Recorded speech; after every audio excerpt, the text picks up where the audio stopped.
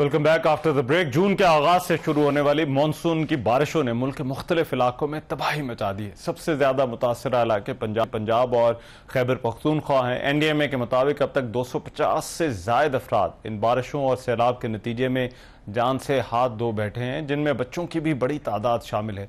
गुज़िश्ता 3 हफ्तों में 178 से जायद हलाकतें रिपोर्ट हुई हैं, जबकि सैकड़ों अफराद जख्मी और दर्जनों लापता हैं। सिर्फ एक दिन में 63 अफराद जान बहक और 200 से जायद जख्मी हुए।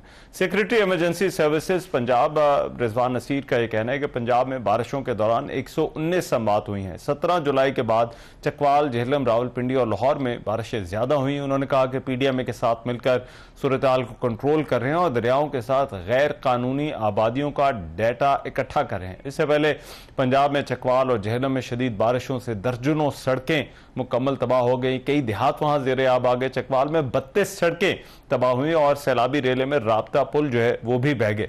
सरगोदा में दरिया किनारे आबाद 40 से ज्यादा देहात जो है वहां पर कई खानदान सैलाब में फंसे रहे।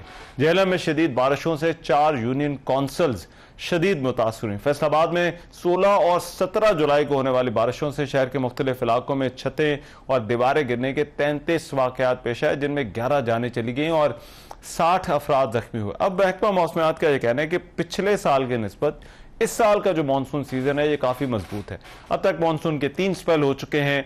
हर आने वाला स्पेल दूसरे स्पेल से ज्यादा शिद्दत का है।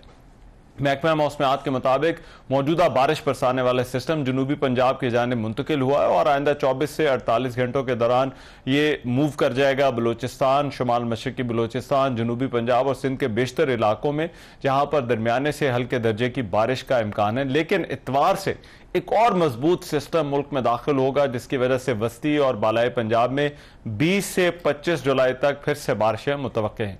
अक़वाम मुत्तहिदा की रिपोर्ट के मुताबिक पाकिस्तान में कुदरती आफात से हलाकतों का खतरा दुनिया के दीगर ममालिक के मुकाबले में 15 गुना ज्यादा है। स्टेट बैंक की भी एक रिपोर्ट के मुताबिक ये जो क्लाइमेट चेंज है इससे निमटने के लिए पाकिस्तान को 2050 तक हर साल 40 से 50 अरब डॉलर की जरूरत होगी। गुज़िश्ता रोज इसी प्रोग्राम में, हमारे प्रोग्राम में, वफाकी वजीर बराए मौसमियाती तब्दीली डॉक्टर मुसद्दिक मलिक ने कहा था कि पाकिस्तान में होने वाली मौसमियाती तब्दीलियों और इसकी बढ़ती हुई संगीनी जो है उस वजह से मानसून के जो स्पेल आ रहे हैं, अभी 4 से 5 स्पेल आने बाकी हैं और अगले बरसों से मानसून सीजन ना सिर्फ जल्द आया करेगा बल्कि इसकी शिद्दत में भी मजीद इजाफा होगा। पाकिस्तान को जिस सूरत हाल का सामना है, एक तो हमारी प्रेपरेशन क्या है, इसलिए बड़ा सवाल है, और फिर आने वाले सालों में क्या सिचुएशन होने जा रही है, क्या किया जा सकता है, इस पर प्रोग्राम के इस हिस्से में बात होगी।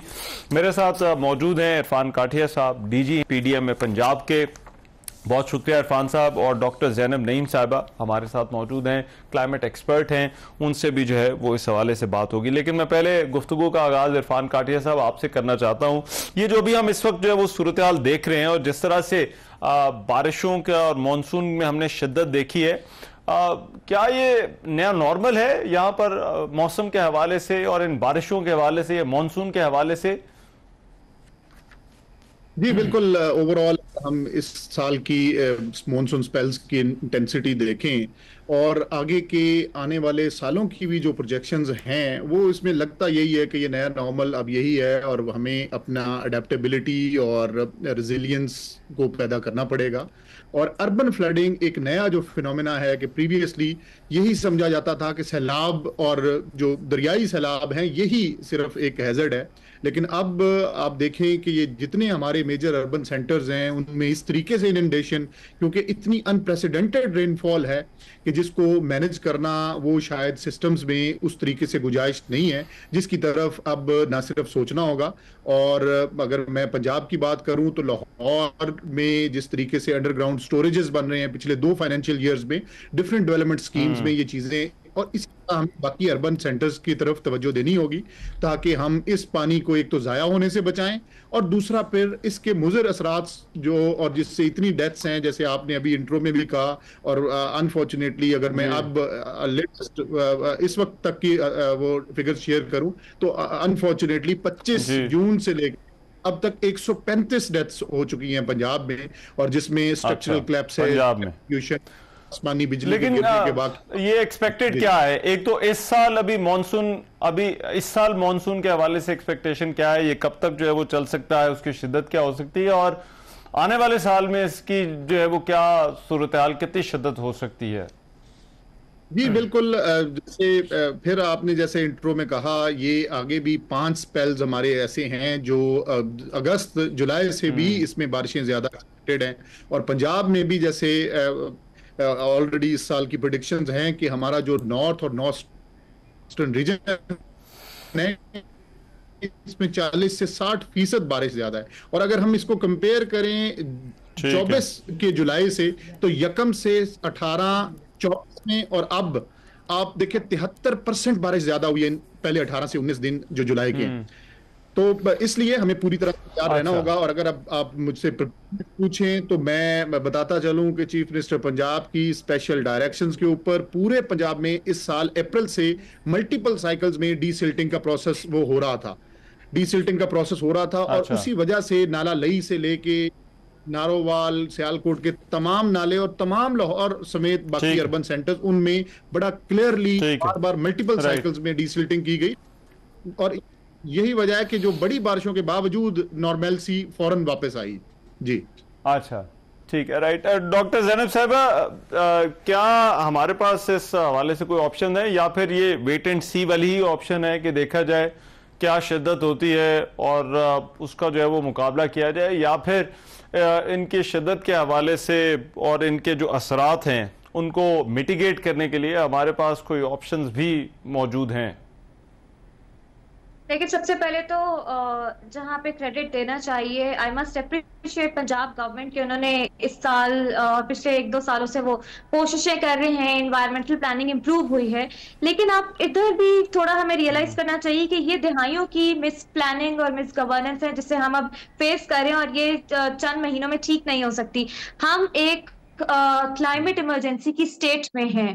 क्लाइमेट इमरजेंसी की स्टेट का मतलब है कि ग्लोबली जो क्लाइमेट चेंज हो रहा है उसमें पाकिस्तान इस वक्त सबसे ज्यादा वल्नरेबल है। तो सबसे पहली जरूरत है कि जब ऐसे डिजास्टर्स आपको पता होते हैं कि मानसून सीजन आने वाला है, आपको पहले ही क्लाइमेट इमरजेंसी की स्टेट नाफिज कर देनी चाहिए। उसमें क्या होता है कि हर stakeholders including media, including government, सब आपको अवाम में अवेयरनेस क्रिएट करना शुरू कर देते हैं कि भाई टूरिस्ट सीजन है, लेकिन नॉर्थ में आपके ग्लोफ है या इस तरह के सैलाबी रेले आ रहे हैं, तो वहां जाने से गुरेज करें।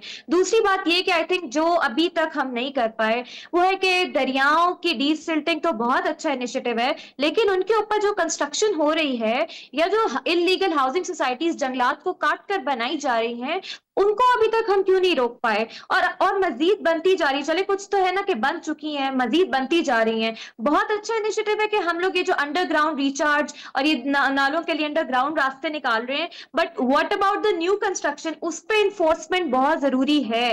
दूसरी सबसे इंपॉर्टेंट जो बात यहाँ पे रह जाती है वो है early warning system. Rescue departments तो अभी बहुत अच्छा काम कर रहे हैं, सब कर रहे हैं, लेकिन आपकी आवाम को पहले से पता ही नहीं था, आपके अर्ली वार्निंग सिस्टम्स फाल नहीं थे, और आपको डिजास्टर प्रिपेयर्डनेस में इस वक्त इन्वेस्ट करने की जरूरत है, जिसमें हम ऑलरेडी अपने बजट में जो है 30% रिडक्शन कर चुके हैं कि हमें शायद ये प्रायोरिटाइज हम करना ही नहीं चाह रहे। तो मेरे ख्याल से ये कुछ मेजर्स हैं जो हम लोग लें तो अगले साल हम आपकी ब्रेकिंग न्यूज से ये नहीं बन रही होगी कि हम फिर से अर्बन फ्लडिंग का राइट। लेकिन इसमें हमारे पास देखिए अब बहुत सारे लोग जो है वो इस वक्त एग्जांपल्स दे रहे हैं कि देखिए फ्लड्स हो, फ्लैश फ्लड्स हो जो है वो अमेरिका में भी आ रहे हैं, टेक्सास में भी आया, वहां पर इतने लोग मर गए, कुछ जो है वो किया नहीं जा सकता। पाकिस्तान के हवाले से भी जब बात की जाती है तो ये कहा जाता है कि हम तो कार्बन एमिशन करने वाले मुल्कों में शामिल नहीं, हम तो मुतासिर होने वाले मुल्कों में शामिल हैं, तो लिहाजा हमारे हाथ में कुछ ज्यादा है नहीं जो हम कर सकें। So is that true?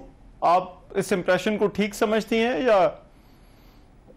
देखिए, पहली बात तो ये कि पाकिस्तान को अपना कंपैरिजन ना डेवलप कंट्री से नहीं करना चाहिए। This is totally wrong. वहां सैलाब आए, वहां पे भी तबाही हो रही है, भाई वहां के सैलाब वहां के सीवर सिस्टम्स की वो इनएफिशिएंसीज को निकाल के बाहर नहीं करते, वहां पे वेस्ट मैनेजमेंट सिस्टम्स होते। तो मेरे ख्याल से हमें वो बहुत ज्यादा अनरियलिस्टिक है कंपैरिजन। हमें डेवलपिंग कंट्रीज और अपने आप का कंपैरिजन खुद ही करना चाहिए कि 2010-11 के सैलाब के बाद से क्या हमने इंप्रूव किया। 2022 में जो कि टोटली अर्बन फ्लडिंग, आपको पता ये क्लाउड बस्ट अभी नहीं हुआ, 2022 में भी हमारे पास अर्बन फ्लडिंग ही थी, किरथर की पहाड़ियों पे, सुलेमान रेंजेस पे पहाड़ी रेले, सैलाबी रेले आते रहे, तो दिस इज नॉट न्यू।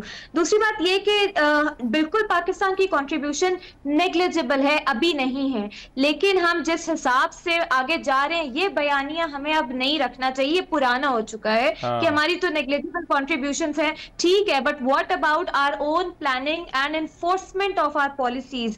क्या हमने इंप्रूव किया? अपना मुहासबा हमें खुद करना चाहिए कि अब हमने कहां तक इंप्रूवमेंट कर ली और मजीद कितनी करनी। So I think this narrative needs to shift now. Right. अच्छा इरफान साहब, एक तो जो इंसिडेंट्स हमने बारिशों के मौसम में देखे वो इलेक्ट्रिक्यूशन के होते हैं, वहां पर जो है वो हादसात होते हैं, लोगों की जान चली जाती है, लेकिन इसमें हमने देखा एक बड़ा इशू अर्बन फ्लडिंग का है और जो नुकसान वहां पर हो रहा है। पाकिस्तान के बड़े शहरों में खास तौर पर हमने पिंडी में नाला लेई की सूरत हाल देखी, फिर देहात में तो शायद अर्बन जो इस तरह के फ्लड्स आते हैं या फ्लैश फ्लड्स होते हैं उनसे इतना नुकसान नहीं होता, लेकिन शहरों के हवाले से क्या पॉलिसी होनी चाहिए, क्या इक़दामात इस वक्त जो है वो उठाने की ज़रूरत है कि ये जो अर्बन फ्लडिंग है इसके नुकसान को कम किया जा सके? जी बिल्कुल, ये अभी वक्त की ज़रूरत है, और जैसे मैंने पहले गुजारिश की कि इसमें जो शॉर्ट टर्म मेजर्स हैं और जिसमें प्लानिंग में हमने अप्रैल और मई से ही जो डीसिल्टिंग है, ये एक ऐसी चीज़ है कि जो फौरन हमें इसको इंश्योर करना पड़ेगा, और डीसिल्टिंग प्रॉपर होगी तो आपके सिस्टम्स इन अनप्रेसिडेंटेड रेंज को ले सकेंगे। और लॉन्ग टर्म में जितने भी हमारे अर्बन सेंटर्स हैं इनमें स्पेसिफाइड पॉइंट्स हैं कि जो आपके वल्नरेबल पॉइंट्स हैं और जो एट रिस्क होते हैं, तो वहां पे तरीके से लाहौर में ये पिछले 2 फाइनेंशियल ईयर्स में हुआ, बाकी भी बड़े तमाम शहरों में, और अब चीफ मिनिस्टर पंजाब ने पंजाब की हद तक तकरीबन 76 हमारे इस तरह के अर्बन सेंटर्स हैं जिनके अंदर अब लो लाइंग एरियाज में ये अंडरग्राउंड स्टोरेजेस बन रहे हैं, और आने वाले फाइनेंशियल ईयर्स में जब इंशाल्लाह चीजें कंप्लीट होंगी तो डेफिनेटली इससे अर्बन फ्लडिंग में काफी सारा, ना सिर्फ अर्बन फ्लडिंग में फायदा होगा, जो हमारा ग्राउंड वाटर रिचार्ज है उसमें बहुत ज्यादा ये इंशाल्लाह आने वाले वक्तों में इससे फायदा होगा और रेन हार्वेस्ट में ये मदद मिलेगी। लेकिन अब जो नुकसानात हैं इसमें भी आप देखें कि अभी तक की ये जितनी डेथ्स हैं इसमें स्ट्रक्चरल कोलैप्सेस सबसे ज्यादा हैं। हमें जो डेंजरस बिल्डिंग का एक पूरा निजाम लाना होगा कि ये जो डेंजरस बिल्डिंग्स हैं इनके अंदर जो पब्लिक सेक्टर में या प्राइवेट सेक्टर में इसको रेट्रोफिटिंग हो या इनकी जो भी मुरम्मत या डेमोलिशन की जरूरत है उस पे कानून को ज्यादा सख्त और रेगुलेशंस को ज्यादा काबिल अमल बनाना होगा आने वाले वक्त। जी ठीक है। और डॉक्टर साहब आपको क्या लगता है ये अर्बन फ्लडिंग का क्या हल है? एक तो आपने कहा कंस्ट्रक्शन का, आपने पहले जो वो जिक्र कर दिया, लेकिन इसके लिए हमें आने वाले सालों में किस तरह से पॉलिसी बनानी चाहिए, क्या करने की जरूरत है?